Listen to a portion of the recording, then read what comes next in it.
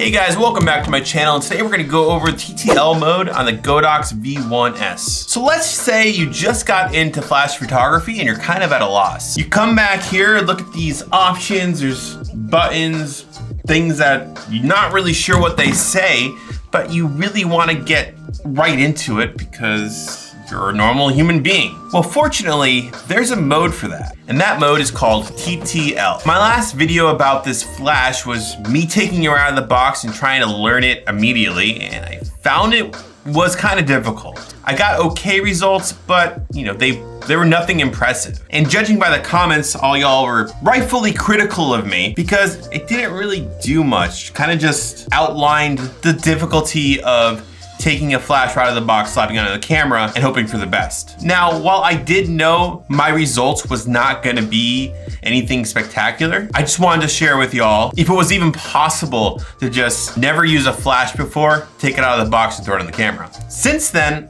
I've done some research, and based on how popular my last video was, I think a lot of you guys are in the same bubble. You just got your camera, you've had your camera for a few months, and now you're starting to look at flashes. Well, in this video, we're gonna talk about TTL mode, and it's kind of their automatic mode, if you will. Now, TTL stands for through the lens, which basically means the flash is gonna register what is going on in the lens and the camera and the lighting and stuff like that, and input automatic values into all the different things like focal length and exposure. Using this mode, I really feel like you can just take a flash out of the box and use it immediately. Now, using manual mode on your camera will be a little bit more technically difficult. So if you want to go out and shoot with it immediately, I would suggest aperture priority mode. And that way everything's automatic except for the fact that you can adjust your aperture.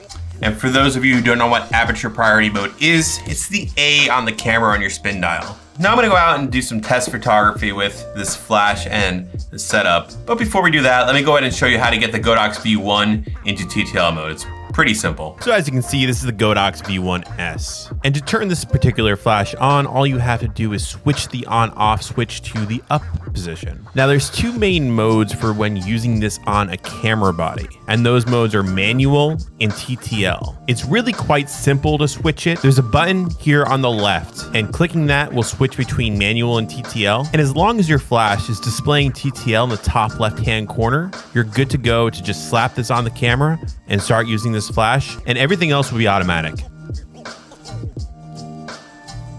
So the vision I had for this photo shoot was to capture while the sun was setting at Francis Oakham State Park and shoot directly into the sunlight, really utilizing the power of the flash. Shooting into sunlight is pretty difficult, especially when you have a subject that you're shooting. And without a flash, it's just simply not possible to get the exposure right. So for a lot of these shots, I'm trying to position Kelly with the sunlight peeking through leaves or peeking through her hair, having the clouds illuminate the lake. And all these details that I'm getting are strictly because the flash is illuminating her face. Without the flash, her face would end up being way underexposed. And yeah, I'll get the details of the background, but you won't be able to really make out Kelly.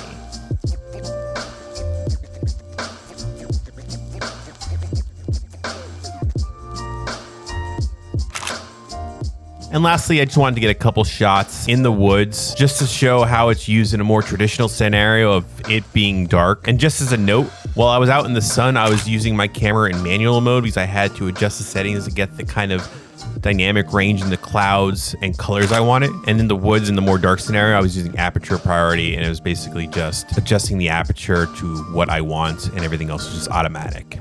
So as you can see in that video, you can do a lot of different things that you wouldn't normally be able to do without a flash. Now, the more obvious uses for a flash is, you know, in a dark scenario, you're in the woods, you're inside, the lighting's not that good, and those are just gonna be your normal flash scenarios. But in the beginning of the photo shoot I was doing with Kelly, I was using a flash to make use out of the sun and the beautiful sky in the background. Without a flash, you're gonna just lose way too much detail if you wanna keep her face from being overexposed. With the flash, you can expose the sky correctly and use the power of the flash and TTL mode to get the correct exposure of the face as well. And a shot like that, it's just simply not possible without a flash.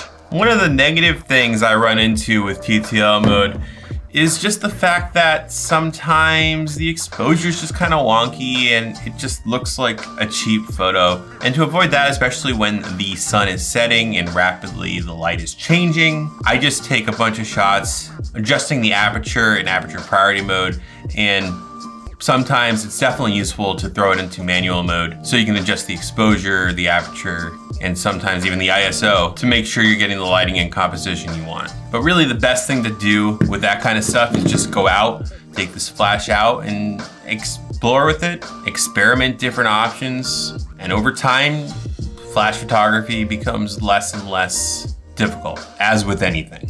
Anyways, that's it for this video, guys. Thanks for checking it out. I hope that helped even a little bit. Please consider hitting that subscribe button down below to keep up to date on my latest content, and I'll see y'all in the next one.